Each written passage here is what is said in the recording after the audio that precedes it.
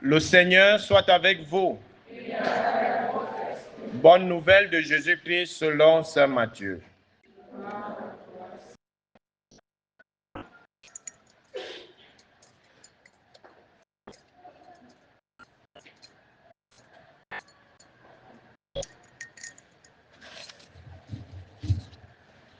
Matthieu au chapitre 5, les 12 premiers versets.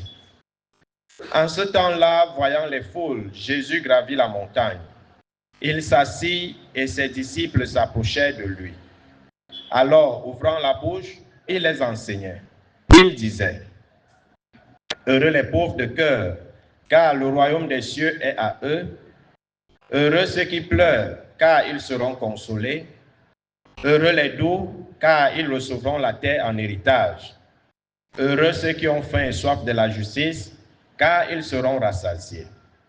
Heureux les miséricordieux, car ils obtiendront miséricorde. Heureux les cœurs purs, car ils verront Dieu. Heureux les artisans de paix, car ils seront appelés fils de Dieu. Heureux ceux qui sont persécutés pour la justice, car le royaume des cieux est à eux. Heureux êtes-vous si l'on vous insulte, si l'on vous persécute, et si l'on dit faussement toutes sortes de mal contre vous à cause de moi. Réjouissez-vous, soyez dans l'allégresse, car votre récompense est grande dans les cieux. Acclamons cette parole de Dieu.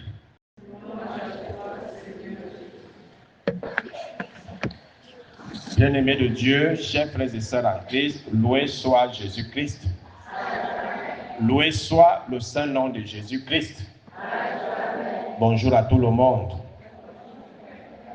J'espère que la semaine s'est bien déroulée. Voilà, nous rendons grâce à Dieu. Aujourd'hui, nous sommes rendus au 4e dimanche du temps ordinaire, année liturgique A. Et les textes nous exhortent à beaucoup d'attitudes et de comportements que nous devons tenir. Déjà, nous savons que la vie chrétienne n'est pas facile. Elle est parsemée d'embûches, de combats, de difficultés, de persécutions. Ce n'est pas un long fleuve tranquille. Mais Jésus nous rassure d'une chose, que tous ceux qui traversent ces moments doivent se sentir plutôt heureux. Parce que notre vie est en Dieu et elle est pour Dieu. Et nous devons vivre pour Dieu et en Dieu. Alors,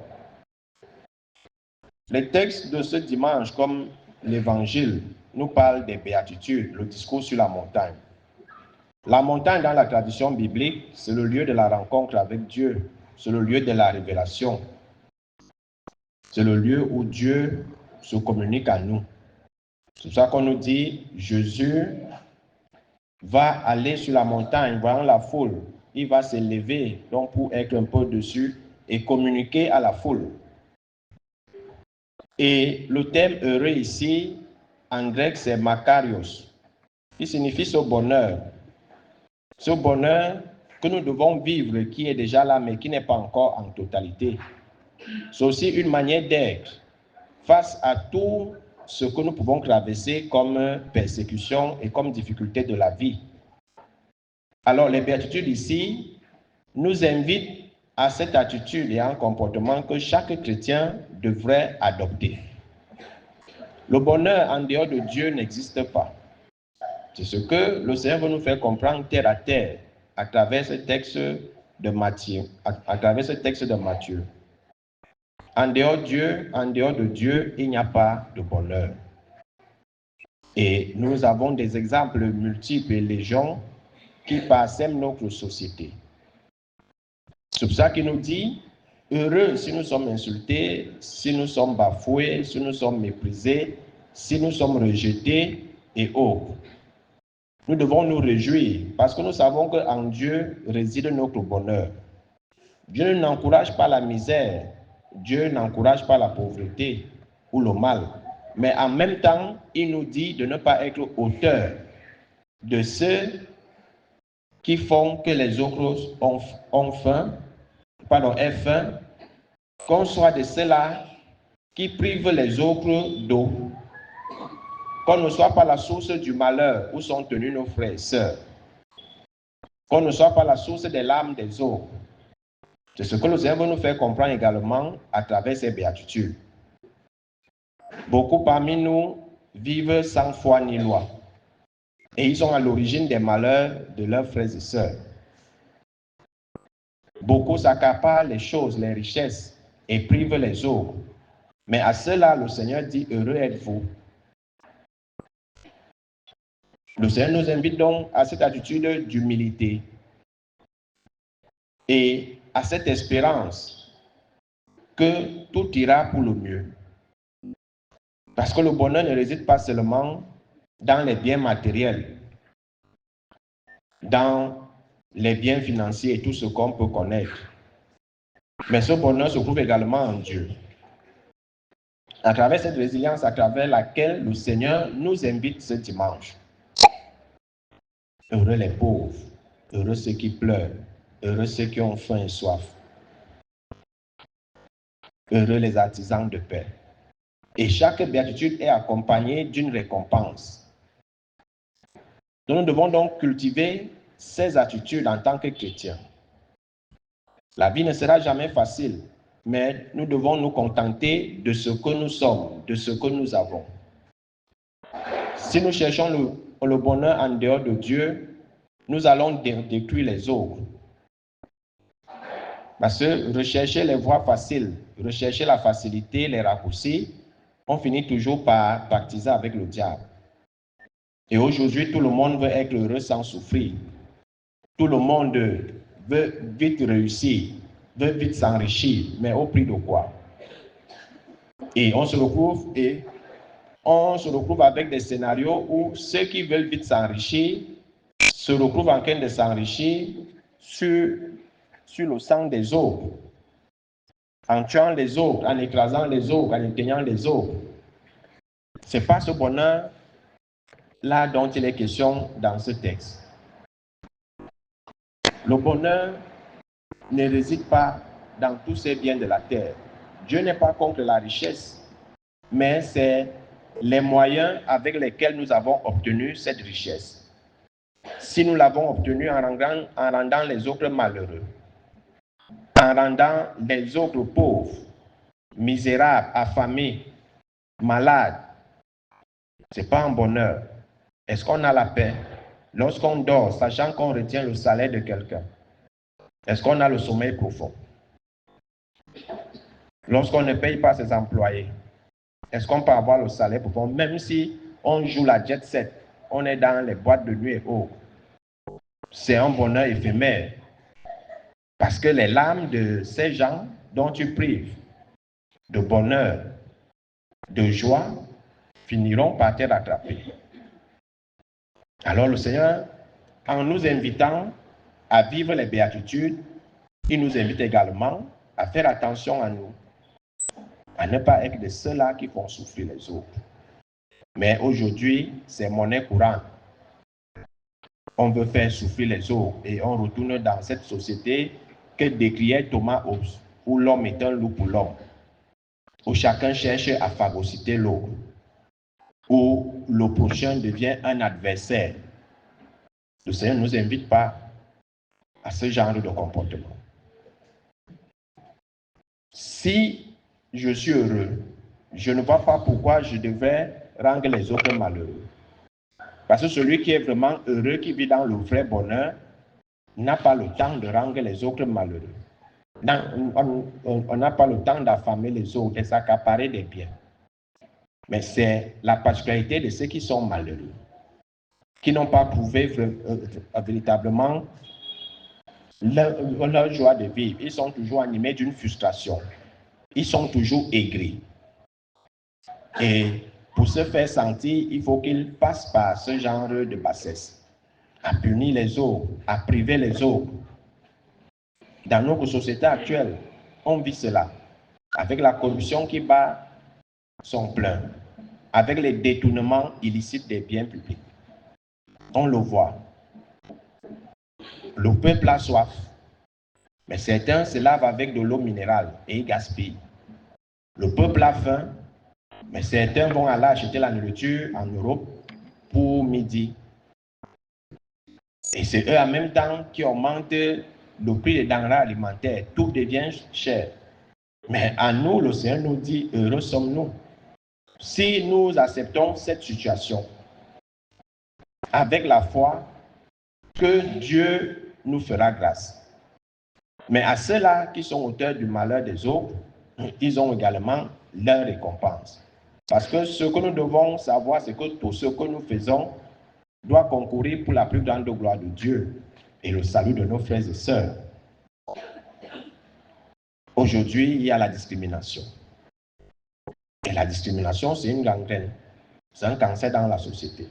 Le tribalisme et tout ce qui va avec. Les affinités. Voilà les concours qui ont été relancés. On va voir les noms de ceux qui vont apparaître. C'est ceux qui ont déjà. Mais et les autres, ils vont faire comment? Ce texte s'adresse à ceux-là qui se disent heureux et qui se disent avoir le pouvoir. Mais s'ils étaient vraiment heureux, ils n'allaient pas faire souffrir les autres. Ils n'allaient pas faire pleurer les autres. Ils n'allaient pas pratiquer l'injustice à la place de la justice qu'ils sont censés représenter. Parce que la justice ici, c'est donner à chacun ce qui lui est dû.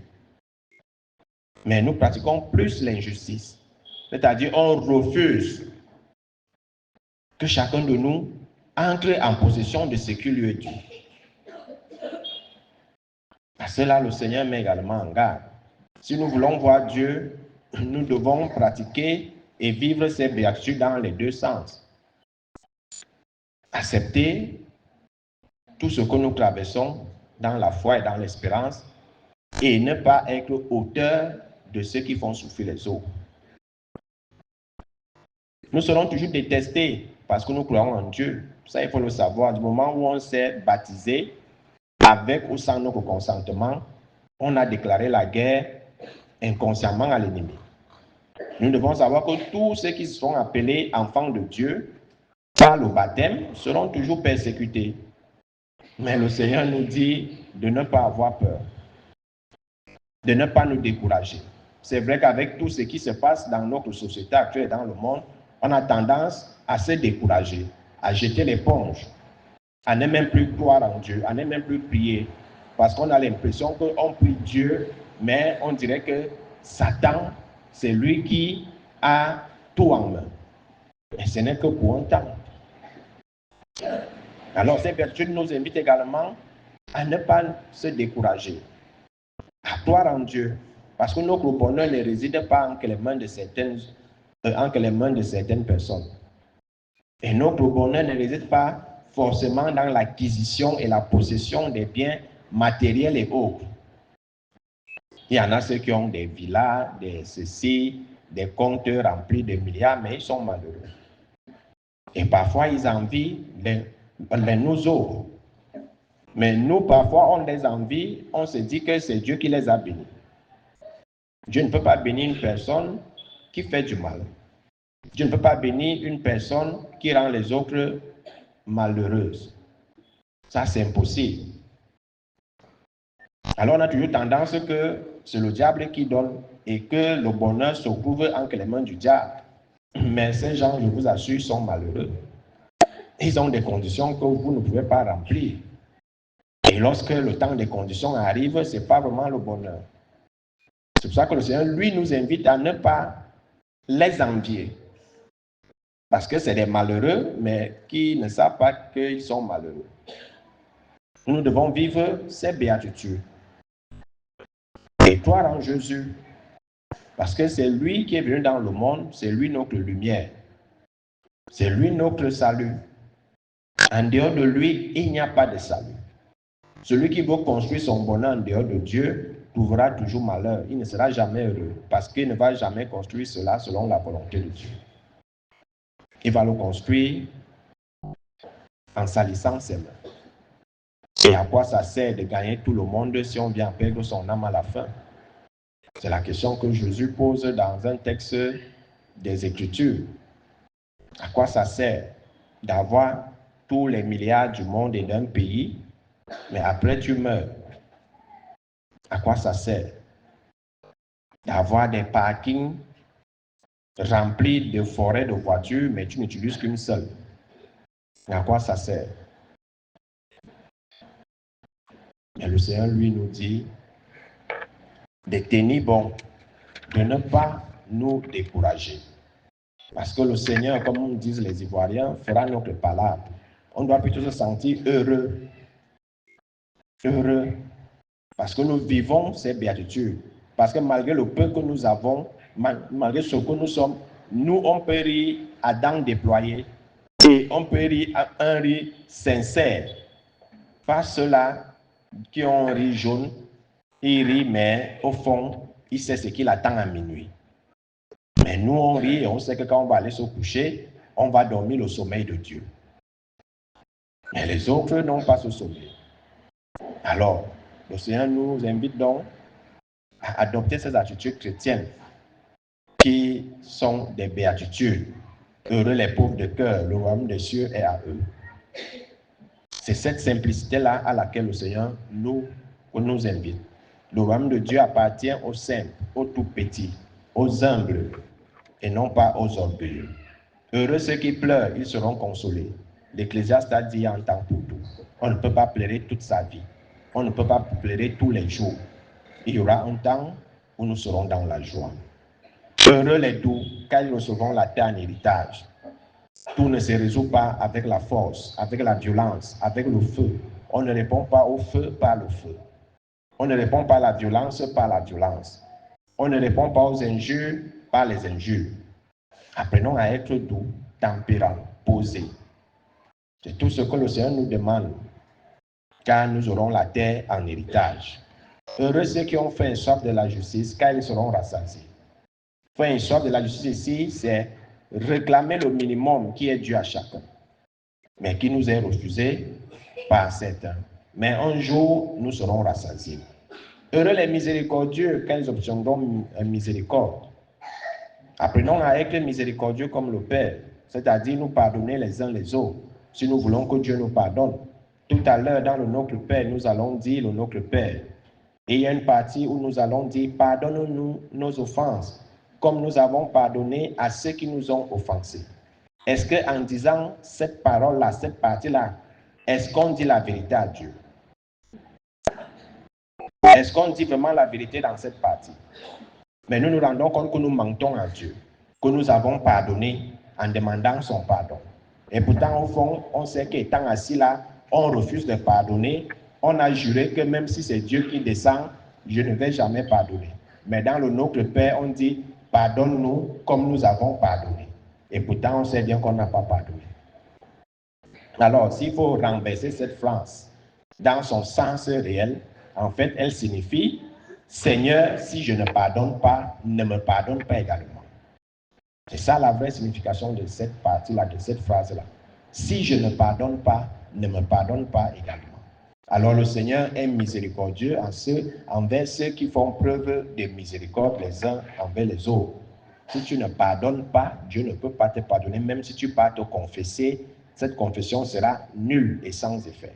Tu ne recevras aucune absolution. Aucune.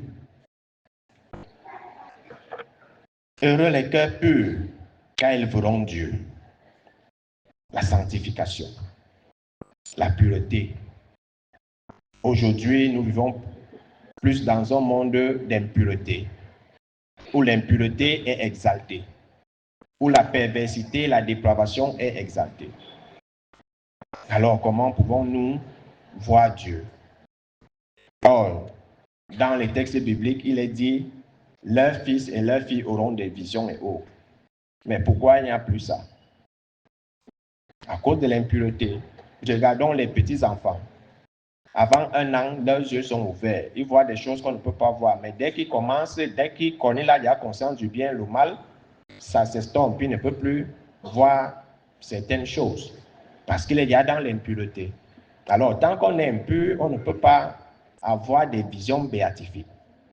On ne peut pas avoir les visions célestes. Pas les visions des totems et des pitons que nous avons souvent là, où nous voyons avec les yeux des serpents et les yeux, je ne sais pas, des cafards et autres. Ce n'est pas de cette vision-là dont il est question ici. On parle bien des purs, heureux, des cœurs purs. Et il y a des gens qui ont un cœur pur sur cette terre. Même si tu leur fais quoi, il ne va jamais penser du mal de toi. Même s'il a mal, même s'il est en colère, mais son cœur reste pur. Ces gens existent. Et ces gens verront Dieu. Donc, exerçons-nous à la sanctification. Ne suivons pas le monde qui va en sorte que tout le monde soit souillé par les impuretés diverses. Et vous suivez l'actualité dans nos écoles, surtout le triangle national. L'addiction à l'alcool, aux stupéfiants et autres, tout ça fait partie de l'impureté. L'impureté, ce n'est pas seulement dans le cadre de l'acte sexuel, mais toutes ces déviances, ce langage grossier, s'adonner aux stupéfiants, à l'alcool et autres.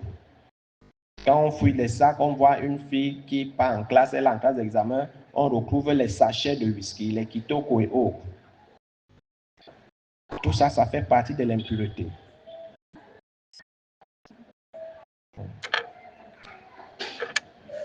Heureux les artisans de paix, car ils seront appelés fils de Dieu. Dieu est un Dieu de paix et non de guerre, et non de zizanie et de haine. Donc tous ceux qui sont partisans des conflits ne peuvent pas être appelés fils de Dieu. Même Jésus, dans son agonie, n'a pas déclenché une guerre contre ses bourreaux. Il a plutôt apaisé les cœurs. Il a dit à Saint Pierre, si j'avais voulu qu'une armée d'anges vienne me protéger, elle serait là. Alors garde ton épée dans ton fourreau. Apprenons à conseiller les autres à la réconciliation, à la paix. Et non pas à tisser le feu, la haine. Tu laisses faire. Si c'est moi, je n'allais pas le laisser. Heureux les artisans de paix. Cette paix-là, lors au soir de la résurrection, que Jésus déversait sur sa peau, la paix soit avec vous, la paix soit avec vous. Mais nous voulons toujours la violence, nous voulons toujours la guerre. Voilà, avec tout ce qui s'est passé après les histoires des élections et tout. Regardez ceux qui ont été manipulés. Même s'il y a eu quoi, est-ce qu'on doit vouloir la guerre?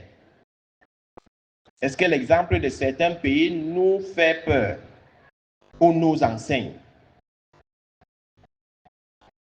Voilà, dans une région de notre pays où on ne sait plus quand est-ce que la paix va revenir. Parce que ça a commencé comme ça. Ça a commencé comme ça. Mais aujourd'hui, on ne sait même plus qui est ambassadeur, qui n'est pas. Tout le monde a déjà pris les armes.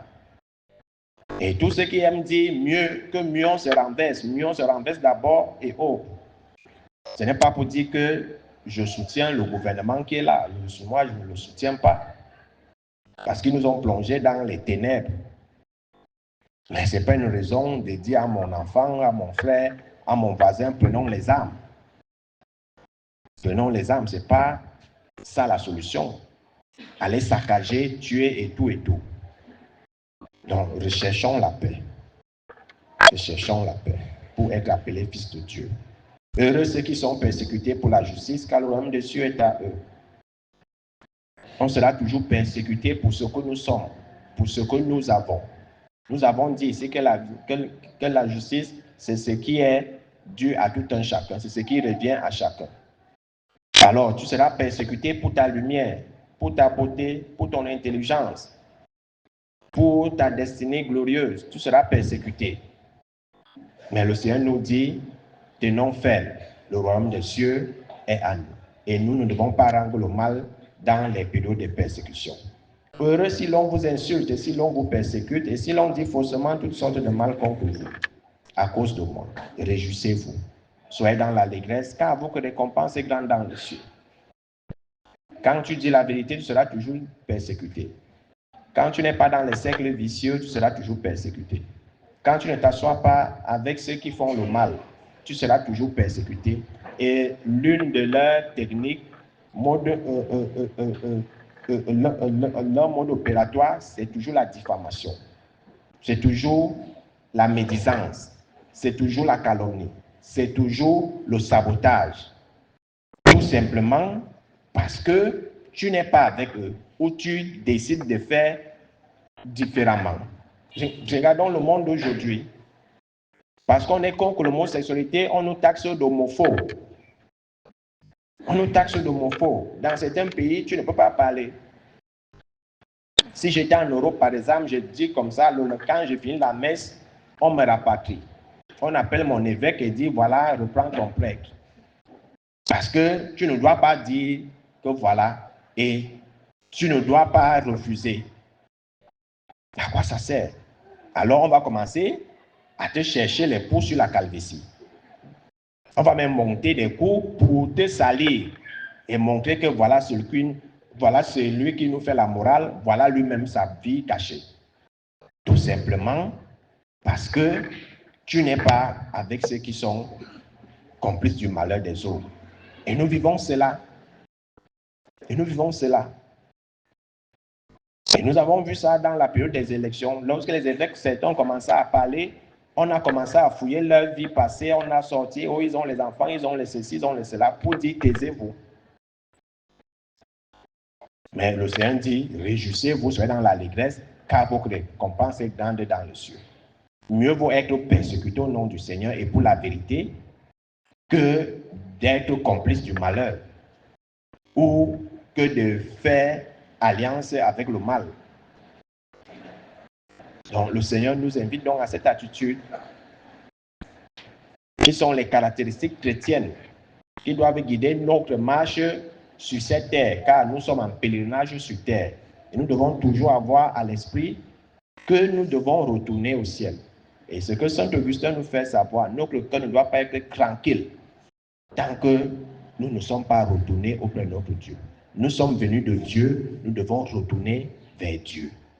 La terre n'est qu'un lieu de passage. Ce n'est qu'un lieu de passage. La vocation première de chaque homme, c'est l'appel à la sainteté, à la sanctification. Et si nous perdons cela d'objectif, on va se retrouver en train de se compromettre, en train de vouloir plaire aux hommes que de plaire à Dieu. Et pourtant, mieux vaut obéir au Seigneur que d'obéir aux hommes. Alors, chers frères et sœurs, le Seigneur nous invite de vivre ces béatitudes avec foi et espérance, à être des chrétiens, des hommes et des femmes, simples, humbles et disposés à accueillir la grâce de Dieu, quelles que soient les conditions de vie. Dieu se souviendra toujours de ceux qui lui sont fidèles, de ceux qui lui sont restés fidèles et de ceux qui font toujours sa volonté. Loué soit Jésus-Christ.